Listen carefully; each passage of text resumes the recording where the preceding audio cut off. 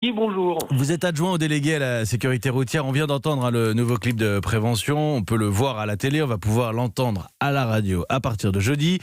En quoi cette fin progressive du confinement inquiète-t-elle la sécurité routière ?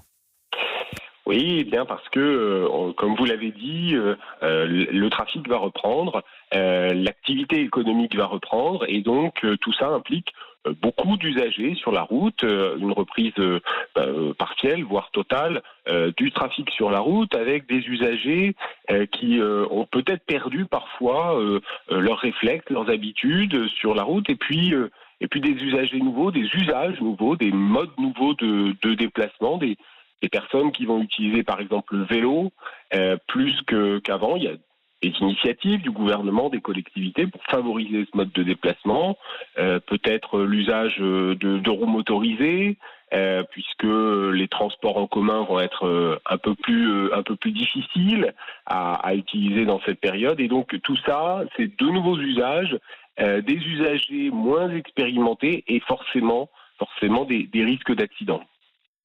Alors, un chiffre ce matin, David Julliard, 482 personnes sont décédées dans un trajet lié au travail en 2018.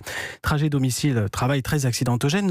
Donc, selon vous, quel rôle les employeurs ont-ils à jouer alors que, vous venez de le dire, les Français reprennent peu à peu le chemin des bureaux et des usines ? Eh bien, c'est vrai que le risque routier professionnel, le risque d'accident de trajet ou d'accident de mission est très important. C'est le premier risque d'accident du travail, il faut le rappeler. Hein, vous l'avez rappelé, c'est près de 500 morts chaque année sur nos routes. Et donc, les employeurs ont un rôle très important de sensibilisation et puis d'appel à la modération.